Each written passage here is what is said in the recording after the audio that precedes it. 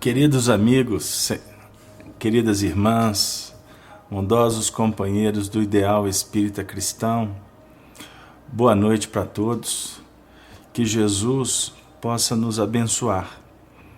Para nós, como sempre, é um motivo de muita alegria estar de volta para realizar mais um programa Amor e Sabedoria de Emmanuel.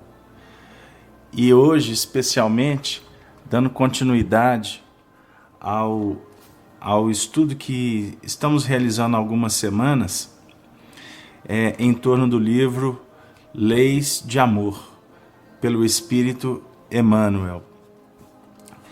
É importante iniciar lembrando que esse trabalho foi desenvolvido a partir de perguntas elaboradas pelos companheiros da Federação Espírita do Estado de São Paulo e encaminhada através dos médiuns Francisco Cândido Xavier e Valdo Vieira, para que Emmanuel pudesse, em sessões especiais, atender às indagações extremamente oportunas vindas desses estudiosos da Federação. Portanto, hoje nós vamos iniciar o nosso trabalho a partir do capítulo 3º, lembrando que o nosso trabalho de estudar a vida e a obra de Emmanuel, através da presença extremamente importante de Chico Xavier, como aquele que se tornou embaixador na Terra, visa principalmente clarificar o nosso entendimento para nos aproximar cada vez mais do conteúdo que foi legado por Allan Kardec através da codificação espírita, da Revista Espírita. Portanto, nós estamos aqui, já passamos de 32 encontros, com esse carinho, com esse esmero de nos aproximar do pensamento desses benfeitores do movimento espírita, exatamente para nos ajudar no nosso crescimento pessoal, nos auxiliar no que remonta a estabelecer mais um dia de atividades, onde procuramos sintonias com o mundo maior. E com isso, em nossas preces, nós suplicamos que os benfeitores, sob a tutela de Ismael, possam nos auxiliar, possam nos oferecer todos os elementos que nós necessitamos para o nosso fortalecimento, para a cura das nossas mazelas e também, o que a gente gosta sempre de trabalhar, o fortalecimento da nossa amizade, dos nossos laços, dentro desse grande projeto chamado Rede Amigo Espírita. Então nós iniciamos abraçando a todos da sala, falando Espiritismo, os nossos irmãos que se encontram no portal principal da rede, os nossos companheiros que estão acessando o site feeac.org.br, o site da nossa instituição aqui de Belo Horizonte, e os nossos companheiros da Rádio Fraternidade de Uberlândia, companheiros da Rádio Nova Fraternidade de Maceió, em Alagoas, nossos irmãos da Rádio Evoluir de Juiz de Fora, e todos aqueles que retransmitem esses áudios, bem como os nossos irmãos que compomos hoje mais de 30 mil cadastrados na Rede Amigo Espírita, que vez por outra vamos acessando o conteúdo que o nosso querido coordenador José Aparecido vai disponibilizando, especialmente no nosso caso, lá na aba que tem os áudios espíritas, e no caso do trabalho de terça-feira, Sabedoria de Emmanuel. Vamos lá, para iniciar o nosso trabalho, contando com a colaboração, as perguntas, as vibrações de todos vocês, para que a gente possa estabelecer uma sintonia produtiva e, com isso, trazer o pensamento dos espíritos para atender a todas as nossas necessidades. Eu peço ao nosso companheiro Arnaldo, nosso companheiro aí da região de Santa Rita de Sapucaí, que nos ajuda tanto, fazendo as suas considerações no chat e também dispondo os textos para aqueles que gostam de fazer as leituras junto conosco. Então vamos lá, sem delongas. Capítulo 3º do livro Leis de Amor. Escolha social e profissional. Assim, a primeira pergunta. Podemos avaliar as nossas existências passadas somente através de lutas e provações? Resposta: não. Nos fala o pretérito exclusivamente através das provas que nos aguilhoam a vida. Lembrando que no nosso último encontro, nós trabalhamos aspectos muito interessantes que envolvem o nosso passado espiritual no contexto com a ambiência, com o comprometimento familiar, naqueles preceitos da parentela corporal e da parentela espiritual. E o assunto passado, ele foi motivo de muitas considerações por todos nós. Mas por isso que na própria sequência das perguntas, a gente observa aqui que volta às indagações em torno das nossas existências passadas. E vem elucidar Emmanuel que o pretérito ele não se apresenta exclusivamente através das provas que nos aguilhoam a vida. O pretérito fala muito alto em nossas vidas. O nosso passado está o tempo todo nos apresentando as nossas necessidades no que remonta aos nossos vícios e às nossas virtudes, os nossos limites e os nossos potenciais de sobrepô-los.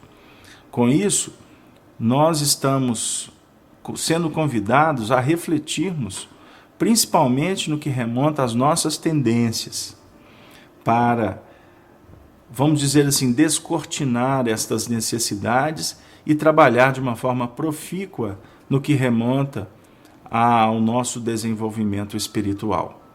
Portanto, queridos irmãos, se o pretérito apresenta-se através daqueles pontos que nos aguilhoam o coração, o pretérito também, ele se apresenta definindo para nós aqueles pontos de alegria, de felicidade e convites para aquelas laçadas evolutivas que vão nos guindando cada vez mais ao grande futuro. Pergunta segunda.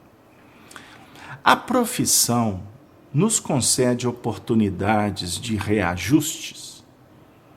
A profissão nos concede oportunidade de reajuste? Olha que interessante a pergunta. Vamos lá. Resposta. Observamos as oportunidades de reajuste e aperfeiçoamento que o mundo nos concede na esfera da profissão. A criatura renasce, gravitando para o campo de serviço em que lhe afinam disposições e tendências.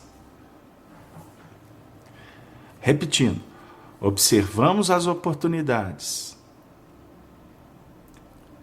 de reajuste e aperfeiçoamento que o mundo nos concede na esfera da profissão. A criatura renasce com o campo de serviço em que lhe afinam disposições e tendências. Então, dentro do ambiente profissional, nós vamos tendo aquele circuito de oportunidades para nos reajustarmos diante daqueles pontos que ainda nos dificultam a caminhada, como também o próprio processo do aperfeiçoamento. Aperfeiçoamento daquelas condições intrínsecas do nosso psiquismo.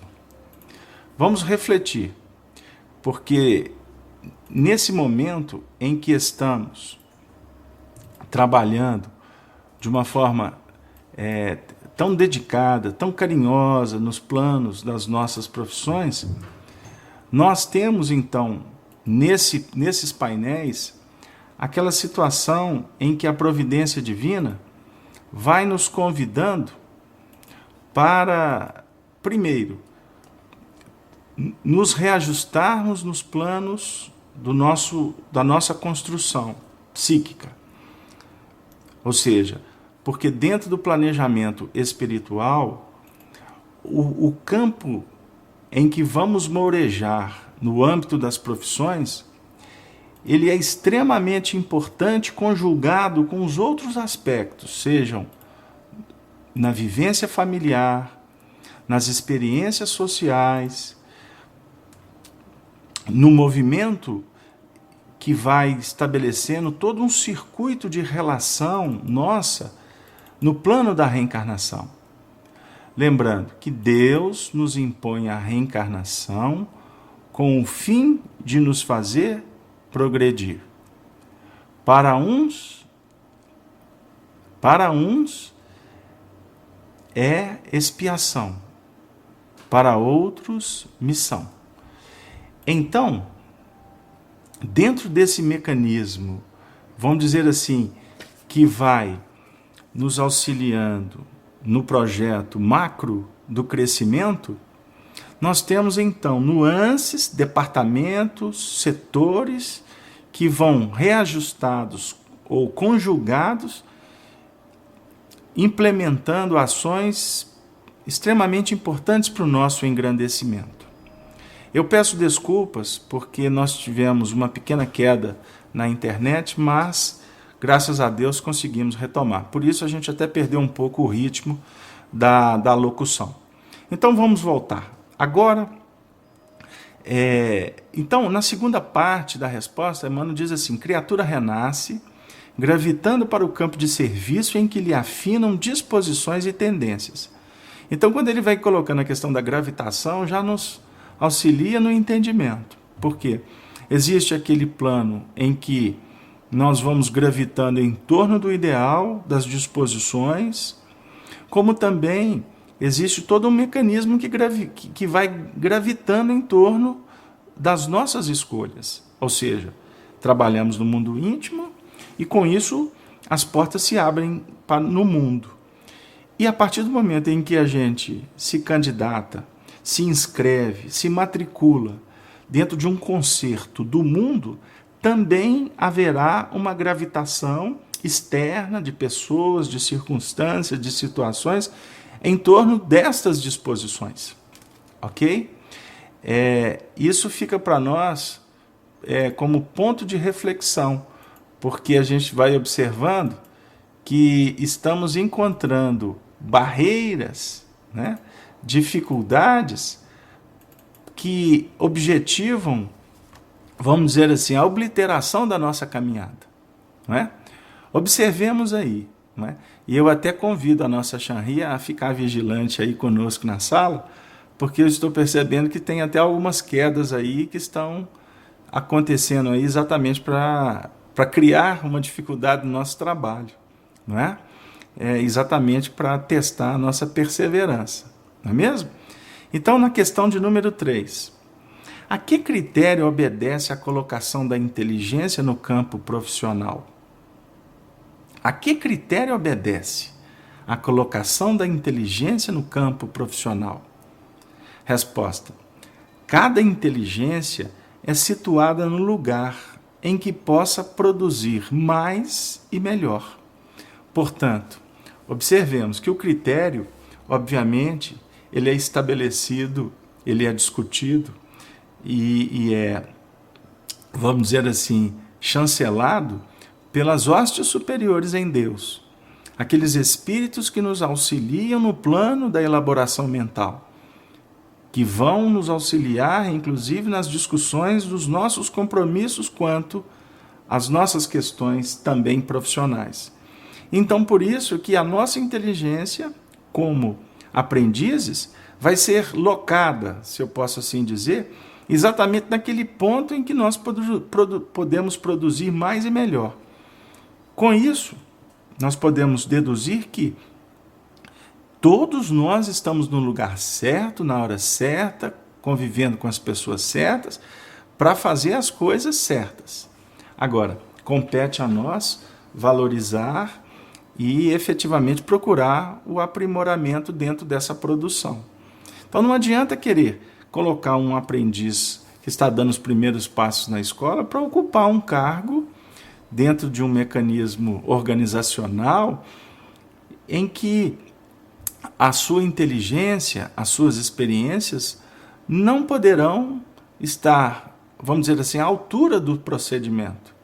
E muito menos aqueles que estão em condições assim de mais evolução, de uma certa forma, serem convidados para trabalhar numa faixa de retaguarda.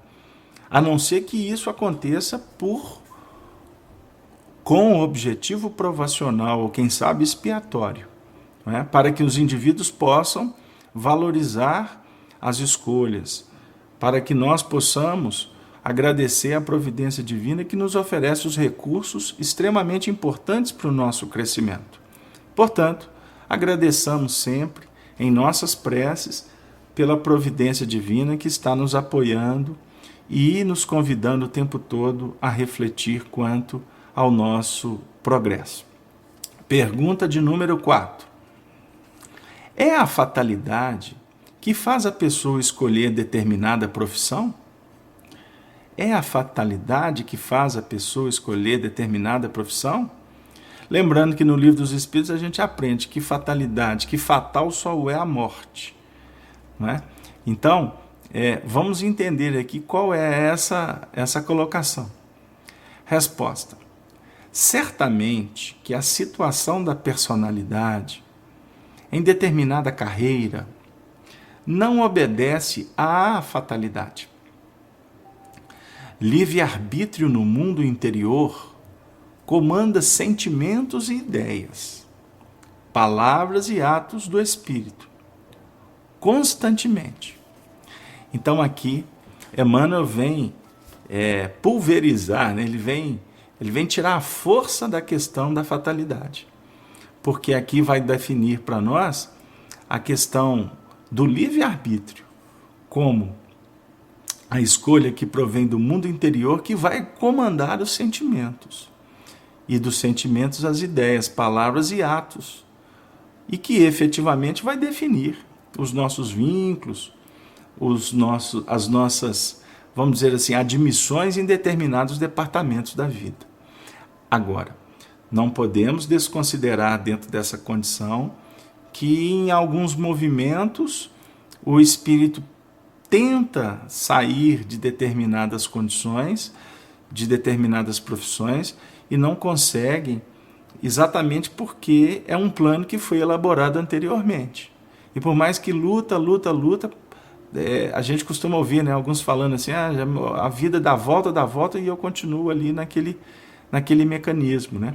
Então isso aí vai classificar para nós aquela condição necessária do espírito, dentro de um plano de reeducação espiritual, nesse instante em que efetivamente ele procura sair e não consegue. Não é isso? Bom, então a pergunta de número 5. Quando podemos renovar o destino? Quando podemos renovar o destino? Resposta. Todo dia é tempo de renovar o destino. E nós refletimos quanto à magnitude da providência divina que nos concede o direito e o dever de renovar. A nossa vida, ela é vamos dizer assim, um mecanismo que exige de nós muita atenção. Prestar atenção nos sinais que caracterizam convites, alertivas para o nosso bem-estar espiritual. E diante dos sinais que batem na nossa porta, a apresentar a voz do pastor que vem nos conclamar no vinde a mim, conforme a descrição do capítulo 11 do Evangelho de Mateus, no versículo 28, nós estamos dando passos com vistas à renovação do destino. Mas aí vem aquela pergunta, mas não existe um planejamento reencarnatório? Nós não vimos para a Terra com alguns pontos já pré-definidos? É o que nós aprendemos com a doutrina espírita. Mas todos podemos alterar. Como podemos não só obliterar as escolhas, como podemos ampliar os desafios à medida em que nos esforçamos. Ou, do contrário, quando nós nos tornamos indiferentes para os desafios que visam esse nosso burilamento interior. É uma beleza, é uma arte dizer, é poético afirmar que todo dia é tempo de renovar o destino. Com isso, meu amigo, você que se encontra aqui conosco estudando a doutrina espírita e o Evangelho, procure asserenar-te, procure tranquilizar-te no bem e, ao mesmo tempo, revigora os teus ideais no nascedouro. Procuremos trabalhar de sorte que o nosso amanhã seja cada vez mais ampliado. Para isso, nós precisamos de esperança, de fé e de caridade. É a trilogia que a espiritualidade nos apresenta como, vamos dizer assim, como viga de sustentação. Fé, esperança e caridade. Vinculado nessa tríade, não tenhamos dúvida de que nós vamos construir uma casa mental muito mais elaborada, muito mais solidificada com os nossos compromissos na Terra. Como os iniciados trabalhavam o próprio simbolismo da pirâmide. Ela traz consigo uma série de conteúdos importantes para o nosso entendimento psicológico e espiritual. E um dia, dentro dos nossos estudos, se for oportunizado, a gente fala mais um pouquinho. Não é isso? Aí eu estou vendo uma pergunta no chat, feita pelo nosso Arnaldo, que está dizendo assim, parece que ele está trazendo uma pergunta do Adão Souza. Abre aspas. Renovar destino com consciência e resignação pode mudar o destino? Não tenha dúvida. Como? Se a gente for pensar bem, Arnaldo, até com o plano da inconsciência ou da irresponsabilidade ou da rebeldia, você pode mudar o destino.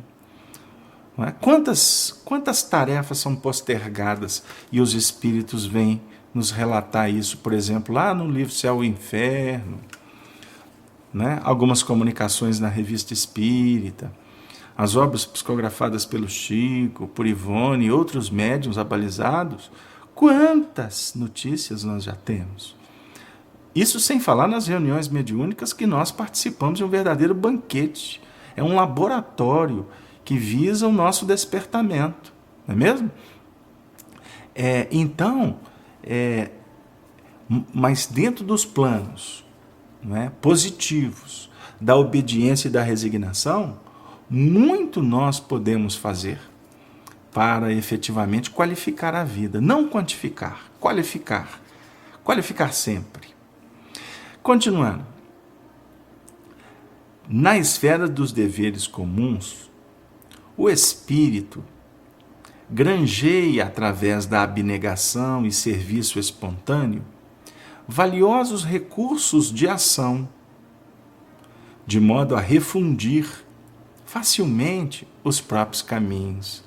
Está a resposta que o nosso companheiro Adão colocou. Então, nas esferas dos deveres comuns, eu gosto de estudar Emmanuel prestando atenção na formação na colocação das palavras, formação de frases.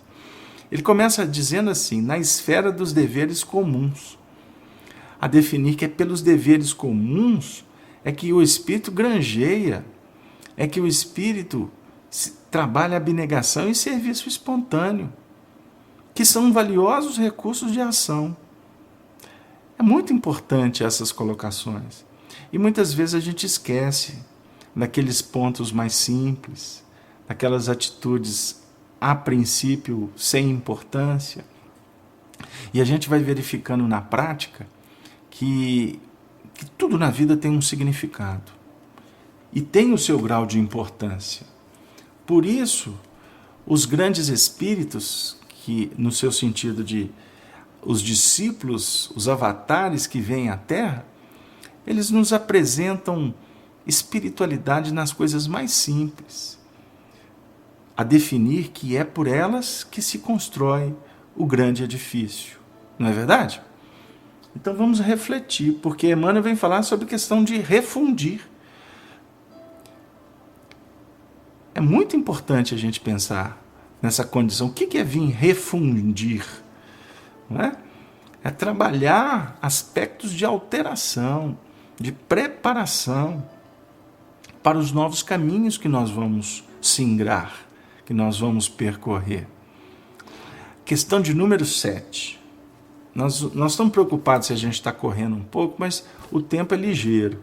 Mas eu peço que vocês participem mandando as suas perguntas, inclusive mentais, viu, gente? Porque a gente que faz esses trabalhos ao vivo, a gente tem recebido muitos testemunhos nessa área, que o indivíduo está em distâncias assim extraordinárias do fulcro irradiador de onde nos encontramos. E de repente o indivíduo elabora uma pergunta lá e a gente, aqui como bons repetidores, né, captamos a onda dos espíritos e trazemos, como muitas vezes achando que são ideias nossas.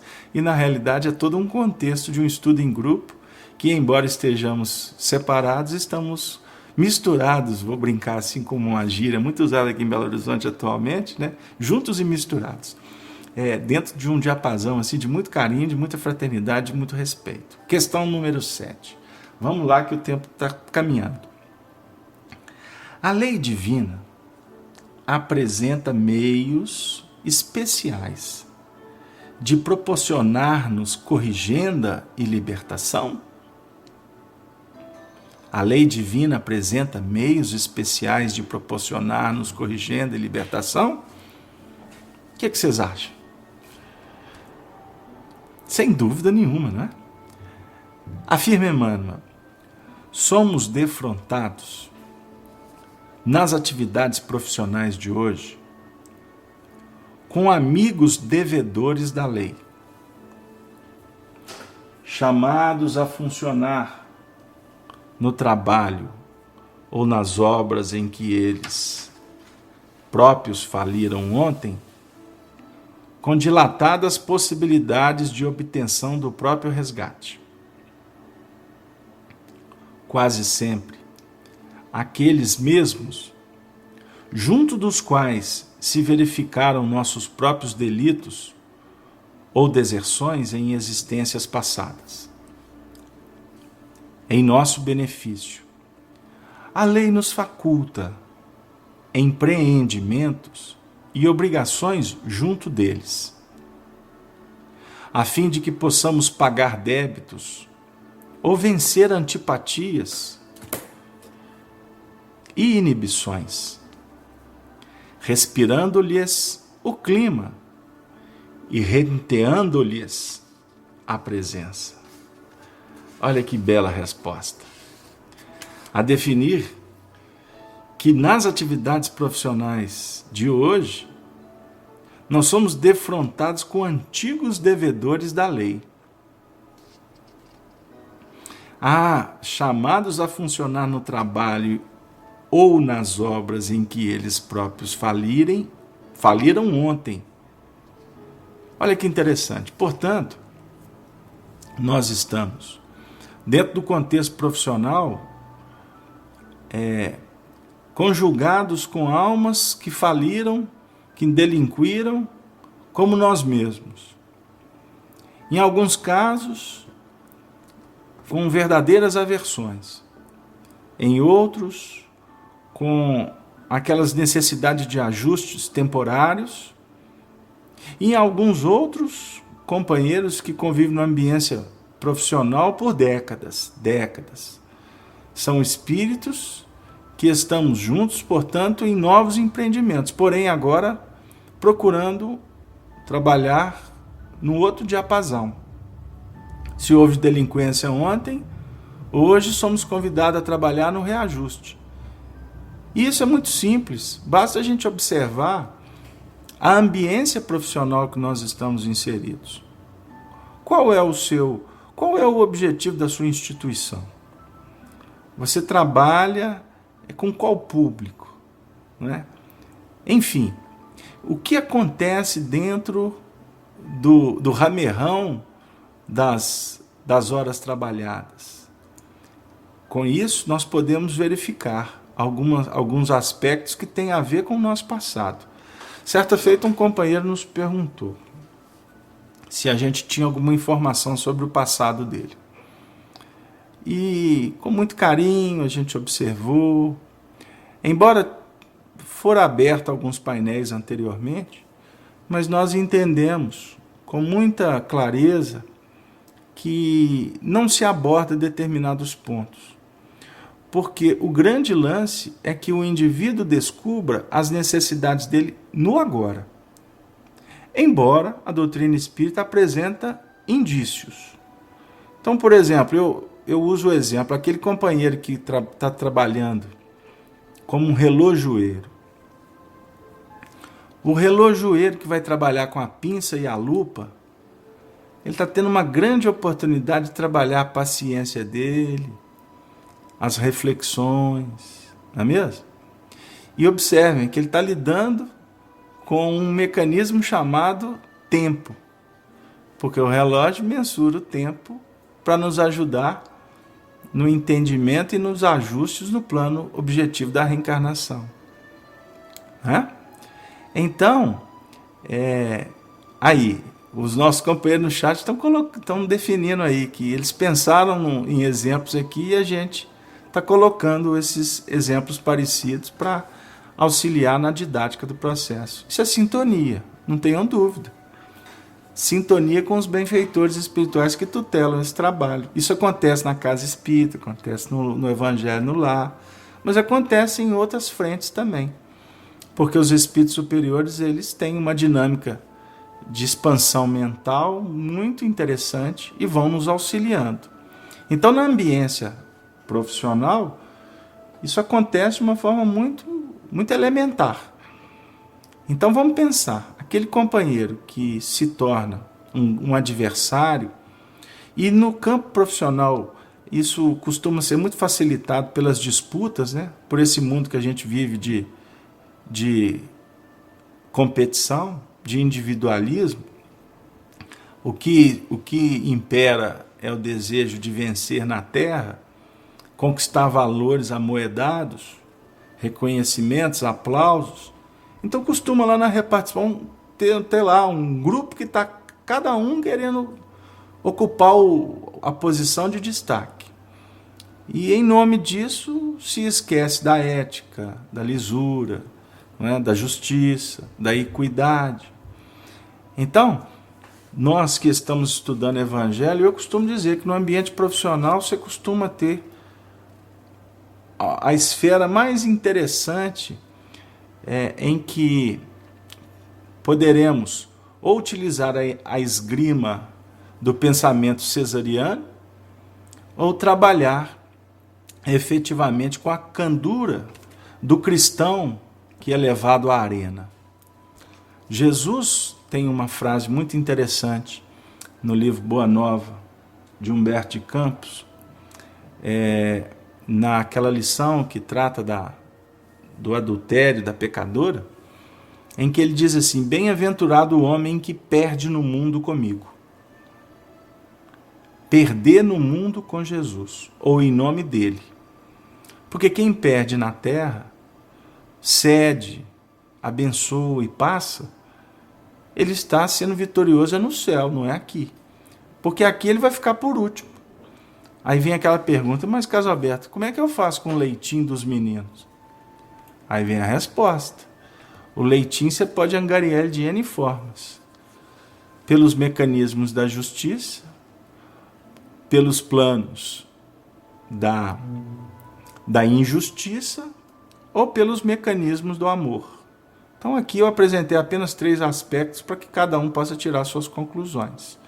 Não é isso? O Arnaldo está falando que amanhã vai falar das noures, ou cinturão de correntes mentais de ordem superior. É um pensamento trabalhado por Charles Richer, por Leon Denis, não é? O nosso companheiro Allan Kardec fala disso, trabalhando aqui, principalmente a questão do pensamento se expandindo através do fluido cósmico universal, como também o nosso pensador, filósofo Pietro Baldi, e tantos outros, né? Ou seja, se existem as correntes de ordem físicas no nosso planeta, eu vou falar de ordem espiritual, embora corrente mental seja mecanismo físico também, mas só para a gente diferenciar. Então existem correntes de pensamentos, existem regiões no planeta que são fulcros irradiadores.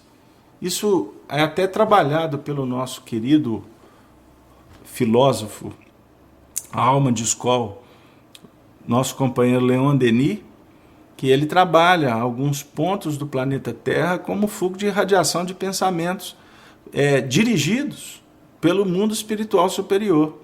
Por isso que em determinadas épocas a gente acaba sendo convidado a viver em determinadas regiões, para se afinizar com determinadas frequências espirituais. Isso é para a gente pensar. Eu não vou me deter nessa condição aqui, porque senão eu vou sair. Como Adão, né? Vou ter que sair, não vou buscar filha na universidade, ele está dizendo aí, não é?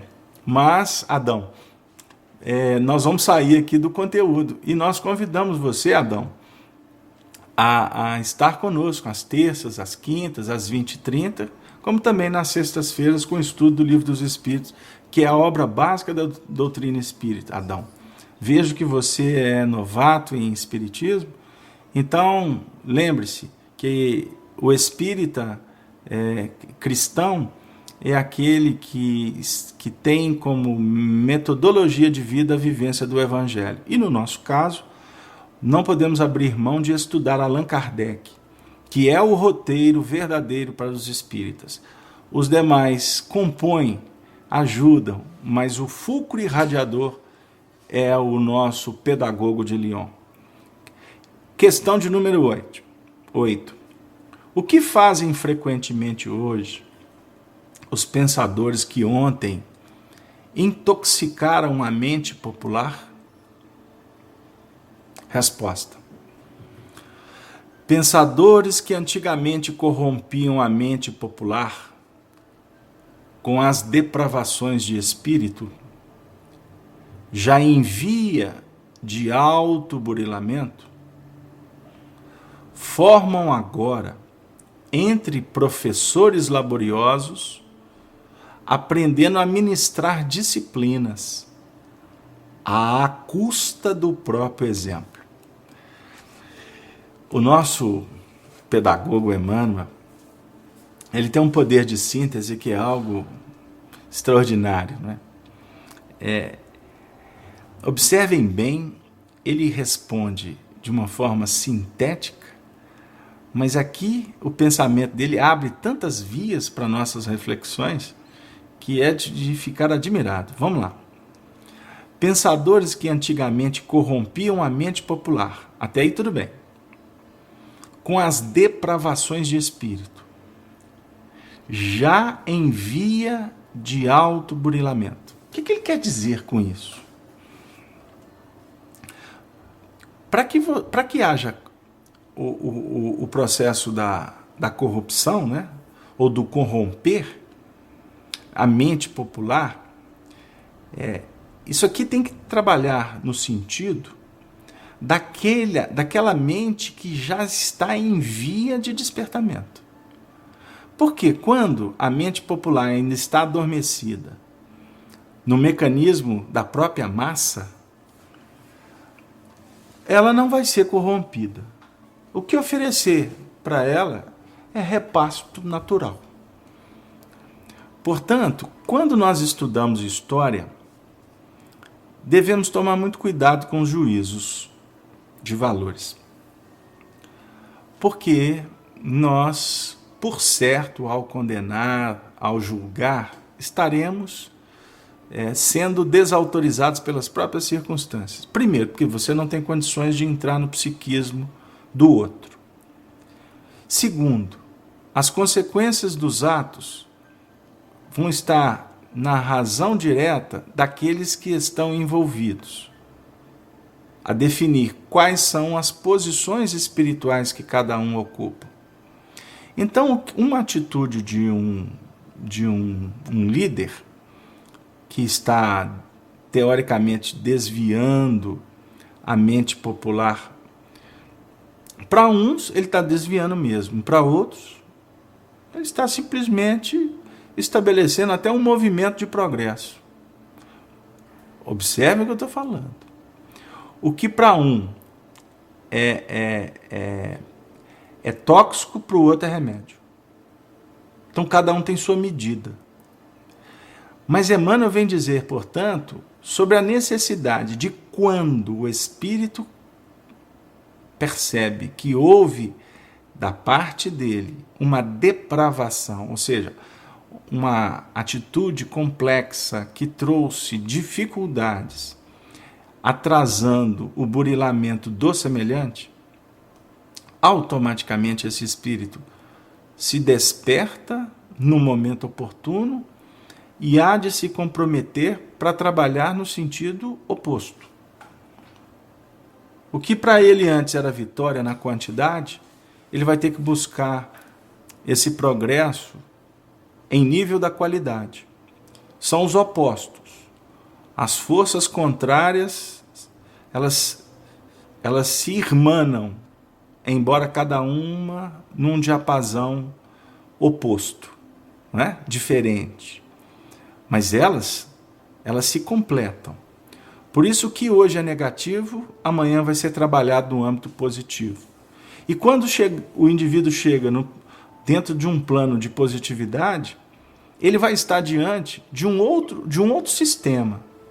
Por isso é que ele vai ter que trabalhar em outras bases depois. Então a vitória, o que hoje é vitória para um espírito, na realidade significa apenas, no momento em que ele se conscientiza, apenas um mecanismo de despertamento para ele mergulhar num outro projeto. Não sei se deu lá. Então, primeiro síntese, já que vocês citaram, por exemplo, o balde. Primeiro síntese, depois análise. Ou seja, primeiro a semente, depois o trabalho da semente em desabrochar-se. Depois que ela se desabrocha, ela vai ter que trabalhar num outro sistema de síntese, para começar uma nova ascese. Foi questionado pelo um companheiro hoje na Rede Amigo Espírita e nós recebemos o e-mail para dar a contribuição e eu vou tentar trazê-la agora. O companheiro questionou sobre o que vinha a ser a trindade da igreja. Deus, Pai, né? Jesus Filho e Espírito Santo. Então eu gostaria de falar para vocês no seguinte sentido. Síntese é o Criador, é a criação. Análise é o Filho, é Jesus, que vai se engrandecer como um Espírito Santo, quando ele efetivamente já se projeta para uma, vamos dizer assim, para uma outra dimensão. Então aqui agora, nós estamos sendo concebidos. Como assim, Carlos Alberto? Nós estamos aqui refletindo. A espiritualidade está cutucando, está mexendo todos nós aqui. Está trazendo algum ponto que vai ser importante, desde que nosso coração esteja querendo receber. Porque se eu tiver aqui apenas como missa de corpo presente, essa sala não vai ter função nenhuma, a não ser passatempo. Mas se eu estou aqui de alma e coração, em busca de um recurso, o recurso vai bater. Aí quando terminar a sala, esse recurso vai ser uma sementinha guardada no seu útero psíquico. Pensa nisso. Aí ela vai ter que ser trabalhada para gestar uma outra situação. No momento que ela for gestada, aí vai nascer um filho. Não é? É Jesus vindo à terra. É o menino Jesus. Que quando chega é uma festa. Não é mesmo? Mas depois ele vai ter que crescer. Ele vai ter que trabalhar. Ele vai ter que visitar o templo. Conversar com aqueles que estão aqui na terra se julgando em condições superiores, mas que na realidade precisam ser despertadas por um outro movimento. Aí depois ele vai para a carpintaria. Ele vai aprender com o pai, mas vai estar ajudando o pai. Aí depois ele vai ficar com a mãe. Aí depois, mais à frente, ele vai ter que ir para o mundo. Aí ele vai dizer para o próprio pai e para a mãe, quando visitaram no templo: eu vim aqui cuidar dos negócios de meu pai. Aí depois ele vai trabalhar com os amigos. Aí depois, com os amigos, ele vai ter que trabalhar com os sofredores. Ou seja, a oficina saiu de casa e foi para o mundo. E aí ele vai trazer ensinamentos. E no momento em cada vez em que ele for fazendo luz, a treva vai se agigantar. Porque não se pode esconder uma cidade edificada sobre o monte, nos ensinou Jesus no capítulo 5 de Mateus.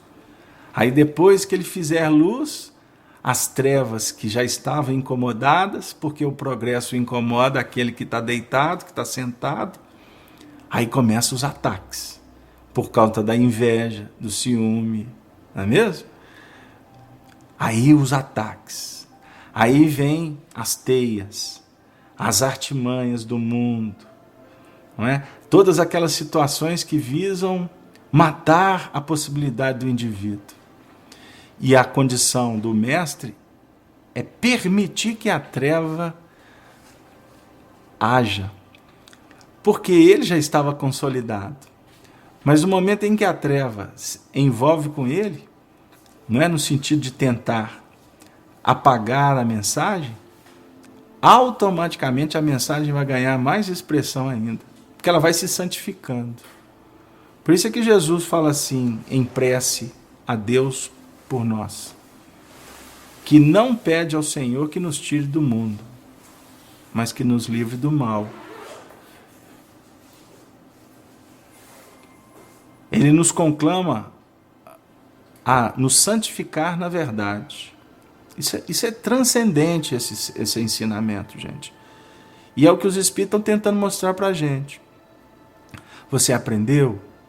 É necessário você analisar e você tirar a melhor parte, praticar. Entendendo que quando você sair para praticar, você vai ter que repetir muito, para perpassar por muitos caminhos, até chegar naquela condição que a vida vai trazer mortificação. A cruz, o calvário, o abandono. Mas ele não se vincula à treva. Ele continua o mandato expressando luz nas trevas. Por isso é que as trevas não o reconheceram, conforme está escrito no próprio Evangelho de Mateus. A luz veio ao mundo e o mundo não reconheceu a luz.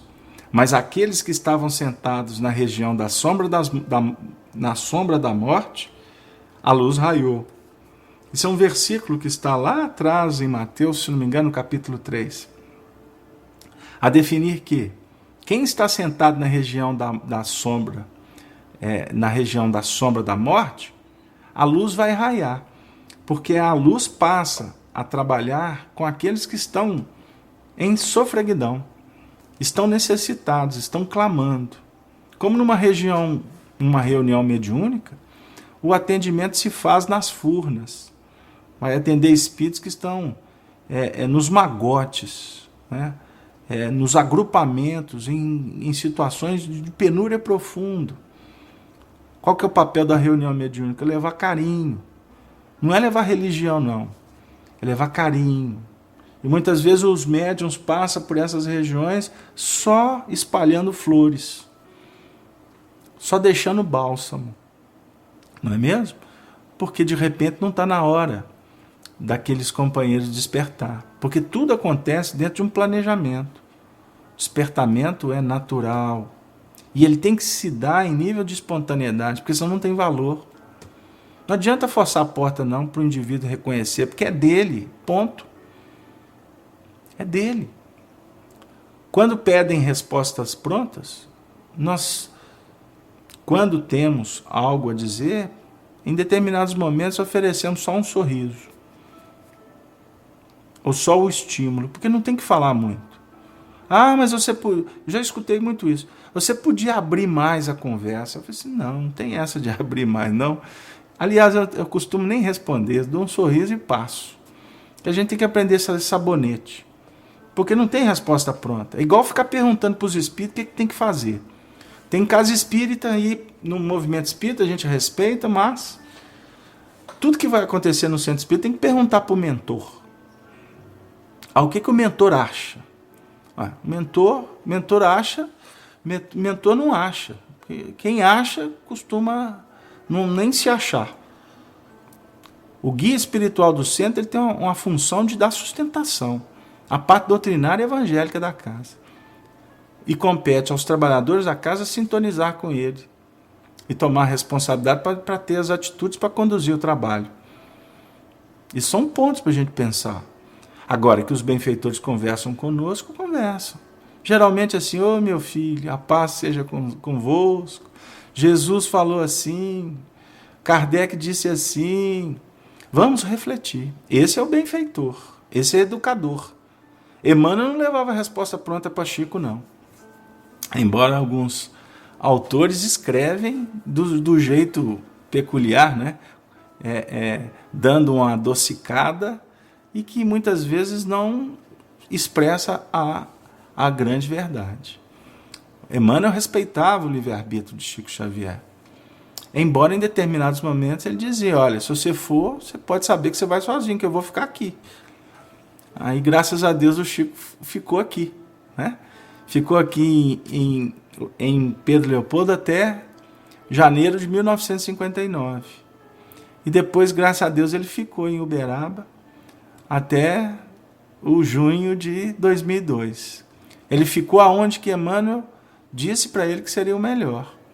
Portanto, à medida em que os dois foram crescendo no trabalho, eles foram se ajustando e um tornou-se o outro, né? Um pensamento só. A definir que não havia, chegou num ponto que não existia invasão de privacidade. Não era retirado, por exemplo, de Chico o livre-arbítrio, a possibilidade de escolher. Mas isso foi acontecendo com o tempo. São pontos que a gente precisa de refletir. Porque, por exemplo, no trabalho de Chico e Emmanuel, eles tiveram a oportunidade de trabalhar numa senda extremamente laboriosa e ministraram disciplinas exemplares. Disciplinas exemplares. E eu gostaria de estar refletindo com vocês sobre essa questão, porque nós estamos falando, né, sobre a questão 8, que fala sobre aqueles que intoxicaram a mente popular. A definir que todos hoje que estão trabalhando pela divulgação da verdade, lidando com as lideranças religiosas, filosóficas, aqueles companheiros que estão nas escolas, não é? Como professores, eles estão ministrando as disciplinas à custa do próprio exemplo. À custa do próprio exemplo. Então existe uma significação, existe uma resposta, uma explicação para muitas coisas que estão acontecendo na nossa sociedade atual, em todas as profissões, não é? E que Deus nos abençoe para que a gente não faça da religião profissão, porque é extremamente triste, é extremamente lamentável o que a gente tem visto por aí, em muitos segmentos religiosos, não é mesmo? Porque a religião, ela é uma oportunidade de viver aquele conteúdo que começa a ser revelado pela nossa consciência, embora respeitando as organizações outras que efetivamente exigem dos seus líderes uma dedicação e que para isso eles precisam de ser remunerados. Mas em doutrina espírita é inaceitável qualquer tipo de remuneração.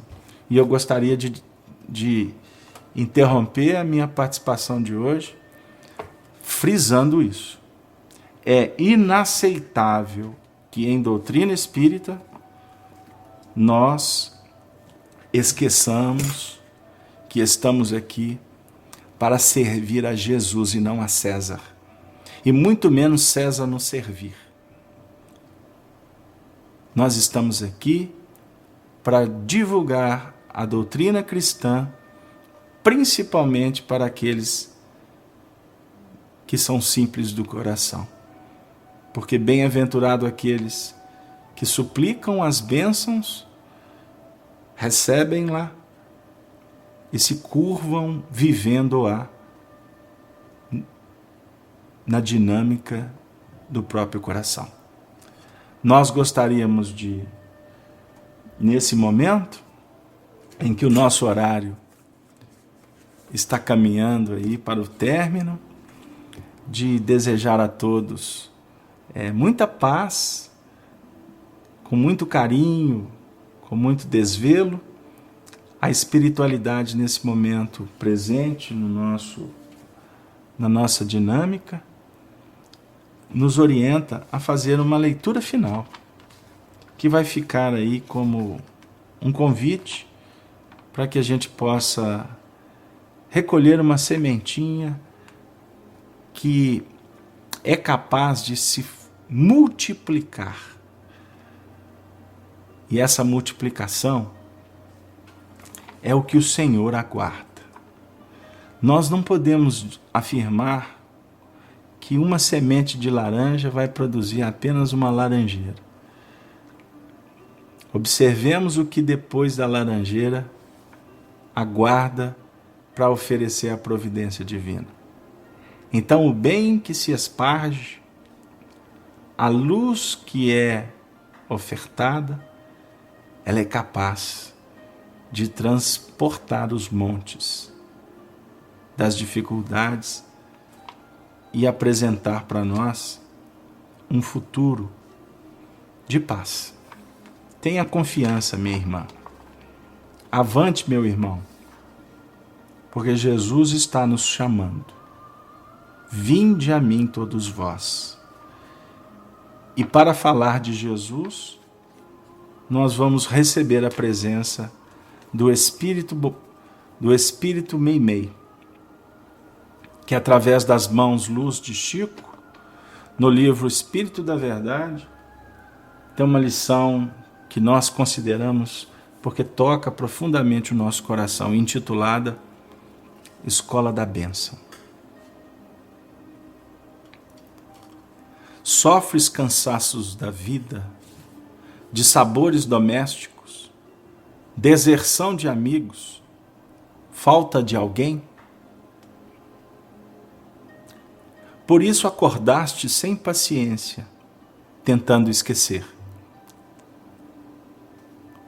Procurastes espetáculos públicos que te não distraíram e usastes comprimidos repousantes que não te anestesiaram o coração. Entretanto, para o teu reconforto, pelo menos uma vez por semana, sai de ti mesmo e busca na caridade a escola da bênção.